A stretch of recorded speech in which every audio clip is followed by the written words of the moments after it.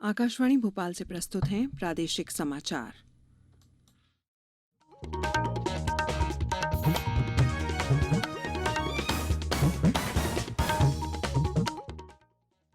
नमस्कार। समाचारों के साथ मैं शेख महाजबीन अल्मास। पहले एक अपील। देश भर में 18 वर्ष से अधिक आयु वर्ग के लिए सरकारी केंद्रों में निःशुल्क कोविड टीकाकरण अभियान जारी है। युवाओं से आग्रह है कि टीका जरूर लगवाएं और अन्य लोगों को भी इसके लिए प्रोत्साहित करें। जब तक आवश्यक ना हो घर से बाहर ना निकलें और सुरक्षा के 3 सरल उपायों का पालन करें। मास्क लगाएं, 2 गज की सुरक्षित दूरी बनाए रखें, हाथ और चेहरा साफ रखें। कोविड संबंधी जानकारी और मार्गदर्शन के लिए राष्ट्रीय हेल्पलाइन नंबर 011-2397-8046 और 1075 पर संपर्क करें। अब इस बुलेटिन के समाचार। सबसे पहले मुख्य समाचार। भारतीय जनता पार्टी के पहली बार विधायक बने भूपेंद्र पटेल गुजरात के मुख्यमंत्री पद की आज शपथ लेंगे।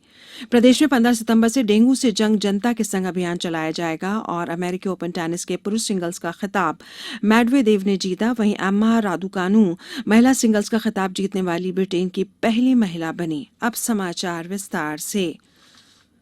गुजरात में भारतीय जनता पार्टी विधायक भूपेंद्र पटेल को आज नए मुख्यमंत्री के रूप में शपथ दिलाई जाएगी। राज्यपाल आचार्य देवव्रत गांधी नगर स्थित राजभवन में दिन के 2:20 पर उन्हें पद और गोपनीयता की शपथ दिलाएंगे। पहली बार विधायक बने 59 वर्षीय भूपेंद्र पटेल को कल सर्वसम्मति से भाजपा विधायक दल का नेता चुना गया। शाम को उन्होंने राज्यपाल से भेंट कर राज्य में नई सरकार बनाने का दावा पेश किया। केंद्रीय गृह मंत्री अमित शाह और मध्य प्रदेश के मुख्यमंत्री शिवराज सिंह चौहान अन्य लोगों के अलावा शपथ ग्रहण समारोह में उपस्थित रहेंगे।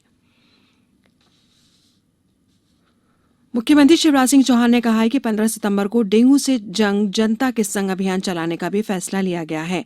प्रदेश में डेंगू के मामले सामने आए हैं, इसे देखते हुए अभियान चलाने का निर्णय लिया गया। सरकारी अमला अपना काम करेगा, कर भी रहा है। फॉगिंग, लार्वा नष्ट करना, स्वच्छता, जहां जल भराव है वहां दवाई डालना आदि कार्य शासकीय अमला करेगा, लेकिन ये जंग भी जनता के सहयोग से लड़नी है। इसलिए मेरी आपसे अपील है कि आप कम से कम अपने घर में अगर कहीं 7 दिन हो गए हों तो भरे हुए पानी और ऐसे जल का जमाव नहीं होने दें। ज्यादा दिन तक किसी भी पानी की टंकी में, बर्तन में, गड्ढे में और कूलर में अगर कहीं भी पानी भरा है तो तत्काल उस पानी को खाली करवाएं।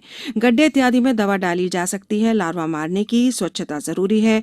मुख्यमंत्री श्री चौहान ने कहा कि हमने यह भी तय किया है कि 15 सितंबर को सवेरे 10 बजे से लेकर 10:30 बजे के बीच आधा घंटा इस अभियान के लिए अपना समय निकालना है। नागरिकों के सहयोग से यह अभियान निश्चित ही सफल होगा।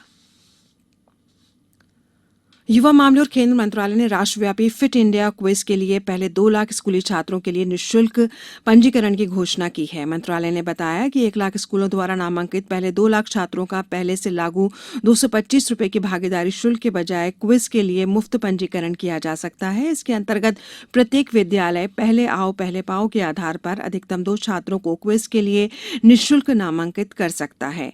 केंद्रीय युवा मामले एवं खेल मंत्री अनुराग सिंह ठाकुर ने स्कूली बच्चों में फिटनेस और खेल के प्रति जागरूकता बढ़ाने के उद्देश्य से शुल्क माफ करने के संबंध में इस निर्णय की घोषणा की। फिट इंडिया क्विज को प्रधानमंत्री नरेंद्र मोदी द्वारा परिकल्पित फिट इंडिया मूवमेंट के हिस्से के रूप में लॉन्च किया गया है, जिसने एक स्वस्थ जीवन जीने के महत्व के बारे में बड़े पैमाने पर जागरूकता पैदा करने में महत्वपूर्ण भूमिका निभाई है। श्री ठाकुर ने कहा कि फिट इंडिया क्विज में अधिक से अधिक छात्रों को हिस्सा लेने और प्रेरित करने के लिए पहले 1 लाख स्कूलों के 2 लाख छात्रों के लिए 225 रुपए की भागीदारी शुल्क माफ कर दिया गया है। उन्होंने कहा प्रत्येक अतिरिक्त छात्र को स्कूल द्वारा पहले 225 रुपए के शुल्क के बजाय 50 रुपए के मामूली शुल्क पर नामांकित किया जा सकता है। खेल मंत्री ने केंद्रीय शिक्षा मंत्री धर्मेंद्र प्रधान की उपस्थिति में फिट इंडिया क्विज का शुभारंभ किया। राष्ट्रव्यापी क्विज में 3 करोड़ 25 लाख रुपए की पुरस्कार राशि रखी गई है।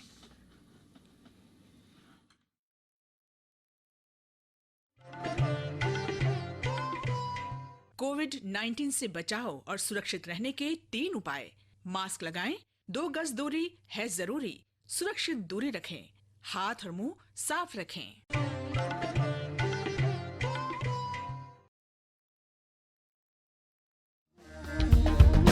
आजादी का अमृत महोत्सव।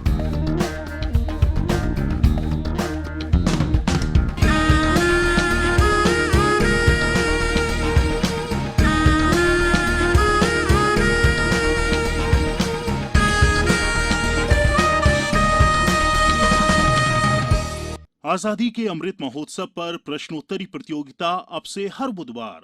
इसमें मध्य प्रदेश में स्वतंत्रता संग्राम, स्वतंत्रता सेनानियों, प्रदेश के इतिहास, भूगोल, पर्यटन स्थलों और प्रदेश की अन्य घटनाओं से संबंधित एक प्रश्न प्रत्येक बुधवार शाम के समाचार बुलेटिन में पूछा जाएगा। आप इस प्रश्न का उत्तर हमारे ईमेल आकाशवाणी समाचार quiz@gmail.com पर दे सकते हैं। उत्तर के साथ प्रश्न का क्रमांक, अपना नाम, पूरा पता, मोबाइल नंबर और अपना एक फोटो भी जरूर भेजें। सबसे पहले सही उत्तर देने वाले श्रोता का नाम अगले सप्ताह बुधवार को शाम के समाचारों में घोषित किया जाएगा। आजादी का अमृत महोत्सव।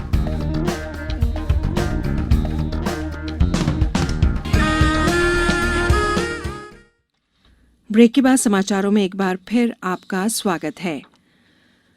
मुख्यमंत्री शिवराज सिंह चौहान वैक्सीनेशन महाअभियान के तहत 30 सितंबर तक प्रथम डोज के 100% टीकाकरण का लक्ष्य प्राप्त करने के संबंध में जिला स्तरीय, विकासखंड स्तरीय, वार्ड स्तरीय तथा ग्राम स्तरीय क्राइसिस मैनेजमेंट समितियों के सदस्यों को सोमवार 13 सितंबर को संबोधित करेंगे। मुख्यमंत्री श्री चौहान शाम 6 बजे वीडियो कॉन्फ्रेंसिंग के माध्यम से ही संबोधन देंगे।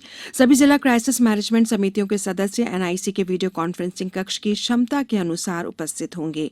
शेष सदस्य वर्चुअल सम्मिलित हो सकेंगे। मुख्यमंत्री श्री चौहान का ये संबोधन दूरदर्शन के साथ ही webcast link, Facebook live, YouTube, Twitter पर भी देखा और सुना जा सकेगा। मुख्यमंत्री श्री शिवराज सिंह चौहान ने प्रदेश की जनता से कोरोना से बचाव के लिए आवश्यक सावधानियां बरतने के साथ ही डेंगू के प्रसार को रोकने में सहयोग की अपील की है। रूस के डैनियल मेदवेदेव ने अमेरिकी ओपन टेनिस का पुरुष सिंगल्स खिताब जीत लिया है। ये उनका पहला ग्रैंड स्लैम खिताब है। न्यूयॉर्क के आर्थर आशी स्टेडियम में उन्होंने नोवाक जोकोविच को 6-4, 6-4, 6-4 से हराया। दूसरी वरीयता प्राप्त मेदवेदेव ने कैलेंडर वर्ष में सभी ग्रैंड स्लैम टूर्नामेंट जीते और 21 प्रमुख टूर्नामेंट जीतने का जोकोविच का सपना तोड़ दिया। मेदवेदेव ने पहले सेट में जोकोविच से ब्रेक पॉइंट हासिल किया और बाद में शानदार खेल दिखाते हुए मैच अपने नियंत्रण में ले लिया। इससे पहले ब्रिटेन के एम्मा रादुकानु ने कनाडा की लेला फर्नांडिस को हराकर महिला सिंगल्स का खिताब जीता। 53 वर्षों में खिताब जीतने वाली वो ब्रिटेन की पहली महिला हैं। इस बीच जॉय सेल्सबरी किसी ग्रैंड स्लैम में 2 डबल्स खिताब जीतने वाले ब्रिटेन के पहले खिलाड़ी बन गए हैं। उन्होंने मिक्स डबल्स के साथ साथ पुरुष डबल्स खिताब भी जीता। ग्वालियर जिले के प्रभारी मंत्री तुलसीराम सिलावट और ऊर्जा मंत्री प्रद्युम्न सिंह तोमर ने आलू अनुसंधान केंद्र की जमीन का अवलोकन किया। ग्वालियर के राजमाता विजयराजे सिंधिया विमानतल का विस्तार प्रस्तावित है।